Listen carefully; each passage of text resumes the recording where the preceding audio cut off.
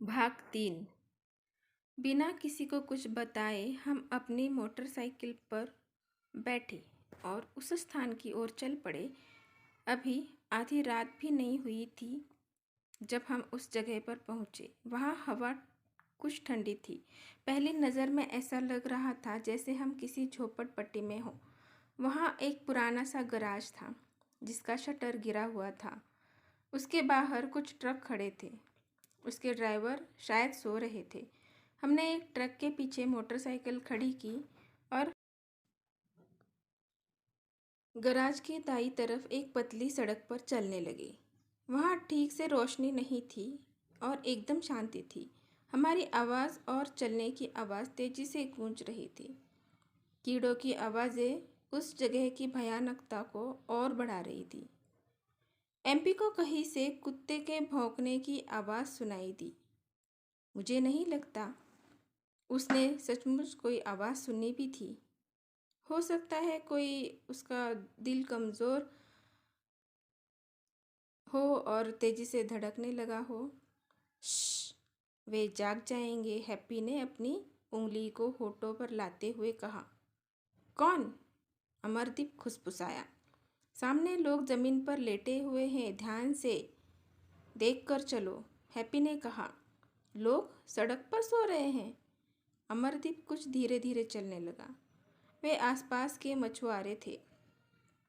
कुछ सो रहे थे और कुछ देसी शराब के नशे में चूर पड़े थे। अचानक सड़क पर एक काट के बने रास्ते के पास रुक गई।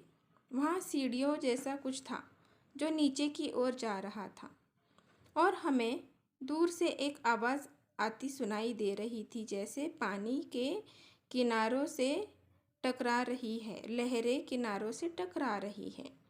कीट पतंगों की आवाज़ों को पीछे छोड़ते हुए हम उस रास्ते से उतरने लगे। कुछ ही सेकंड में हम अपनी मंजिल पर थे।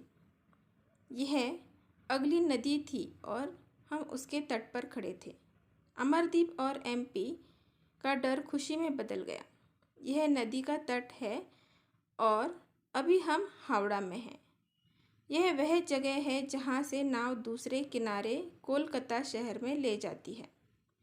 हैप्पी ने नदी की दूसरी ओर इशारा करते हुए घोषणा की। जोश में आकर हम उस काठ की बंदरगाह जैसी संरचना पर कूदने लगे।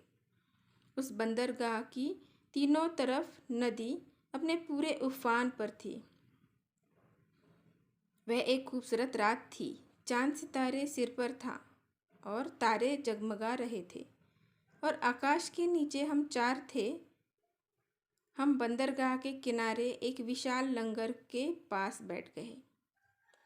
नदी ठंडी हवा को बेहती हुई बंगाल की खाड़ी से मिलने के लिए बढ़ रही थी। उस खामोशी में बंदरगाह से पानी के टकराने की आवाज़ साफ सुनाई दे रही थी।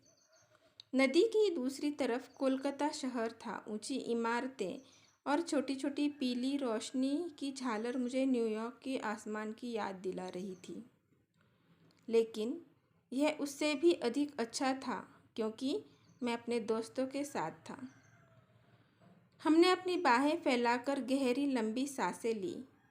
ताज़ी ठंडी हवा अंदर लेते हुए हम उस जगह की खूबसूरती में मदहोश थे। उसी समय हैप्पी बोल पड़ा। तो उसने अमरदीप की ओर देखते हुए पूछा। क्या? जवाब में अमरदीप ने पूछा, क्योंकि उसे हैप्पी के तो का मतलब समझ में नहीं आया। तो कैसी लगी यह जगह? झक्कास। ओह, ये जगह? मैं इससे बेहतर जगह के बारे में सोच नहीं सकता। यह तो स्वर्ग है। और एक बार फिर ठंडी हवा के झोंके ने हमें घेर लिया। हम बंदरगाह पर बैठ गए। उसी समय चर्चा शुरू हो गई। एक गंभीर चर्चा, एक ऐसी चर्चा जिससे मेरे जीवन को बदल कर रख दिया। इसकी शुरुआत एक और तो से हुई। तो अमरदीप ने इस बार हैप्पी की ओर देखते हुए कहा। क्या? हैप्पी ने अपनी ठुड्डी उठाते हुए पूछा। अगली खास बात क्या है? अमरदीप ने पूछा। तुम्हारा मतलब डिनर से है? एमपी बीच में बोल पड़ा। नहीं, मेरा मतलब जिंदगी की अगली महत्वपूर्ण चीज़ से है। स्कूल की पढ़ाई हो गई, इंजीनियरिंग की पढ़ाई हो गई, अच्छी खासी नौकरी भी मिल गई, विदेश भी हो आए, बैंकों में पैसा जमा होता जा रहा है। मिल का अगला पत्थर क्या है? हाँ, मैं समझ गया कि तुम क्या बात कर रहे हो। अपनी पहले से उठी ठुड्डी मेरी तरफ घुमाते हुए हैप्पी ने हाँ में हाँ मिलाई। इसे पूछो, कहते हुए उसने कहा। सब मेरी ओर देखने लगे। मुझे पता नहीं कि तुम लोगों के जीवन में घर में क्या हो रहा है, लेकिन मेरे मम्मी पापा तो जैसे पागल हो रहे हैं। वे मेरे पीछे किस तरह पड़े हैं कि तुम सोच भी नहीं सकते।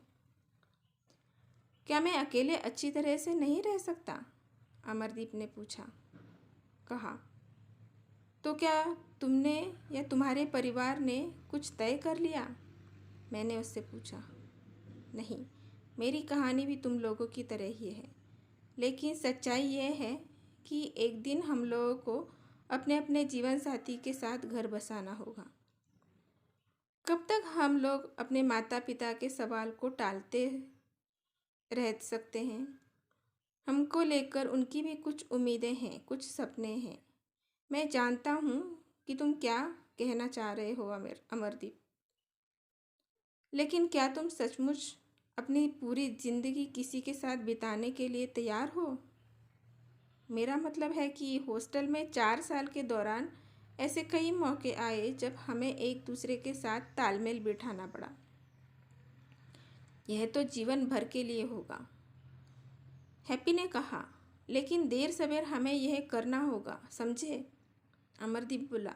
अगर हम इसी तरह से रह गए तो क्या होगा? एमपी बोला। ज़रा कल्पना करो कि 60 साल की उम्र में तुम अकेले रह रहे हो। जीवन इतना आसान नहीं है मेरे दोस्त। यह एक यात्रा है और जीवन साथी के साथ इसे सबसे आसानी से पूरा किया जा सकता है, अमरदीप बोला। उस रात नदी के किनारे हम चारों ने इस मसले पर बड़ी गंभीरता से चर्चा की। पहली बार, शायद पहली बार हमें महसूस किया कि हम इतने बड़े हो गए हैं कि इसके बारे में बातें कर सकते हैं। अनेक तरह के सवाल किंतु परंतु उठे और हमने उनके जवाब भी दिए। अनेक तरह के पहलुओं को लेकर चर्चा हुई। हम में से कोई भी शादी के खिलाफ नहीं था, लेकिन हम उसके फ़ायदों को अच्छी तरह परखना चाहते थे। अमरदीप और मैं शादी को लेकर काफ़ी हद तक तैयार थे और इस चर्चा ने हैप्पी और एमपी को इस मसले में गंभीरता से सोचने पर मजबूर किया। या हालांकि इस चर्चा से वे राजी नहीं हुए। फिर और बातों को लेकर भी चर्चा हुई। प्रेम विवाह या अरेंज मैरिज, माँ बाप की पसंद या अपनी पसंद से। हैप्पी बोला, अब यह तो निजी पसंद का मामला है। अब चूँकि हम अपने पैरों पर खड़े हैं, मुझे नहीं लगता कि हमारे माता पिता हमारे फैसले पर किसी तरह का एतराज़ करेंगे, अमरदीप ने कहा। हैप्पी इसे सुनकर चुप रहा। लेकिन अमरदीप, हमारी जिंदगियों को देखो। हम सभी भारतीय हैं, दूर दूर के राज्यों में काम कर रहे हैं। इसीलिए ऐसे में कोई जीवन संगिनी मिल जाए, इसकी संभावना बहुत कम दिखती है। उससे भी बढ़कर जिस तरह की नौकरी में हम हैं, यह हमें इसके अवसर नहीं देती कि हम अलग अलग तरह के लोगों से मिलजुल कर सकें। और सबसे बदतर बात यह है कि हमें से कोई भी अपने मम्मी पापा द्वारा चुनी गई लड़की से शादी नहीं करना चाहता। अगर मैं गलत नहीं कह रहा हूँ तो? एमपी बोला। मुझे पता नहीं कि तुम्हारा आखिरी वाक्य सही है या गलत, लेकिन बाकी चीज़ें तो तुम्हारे अपने हाथ में हैं, अमरदीप ने जवाब दिया।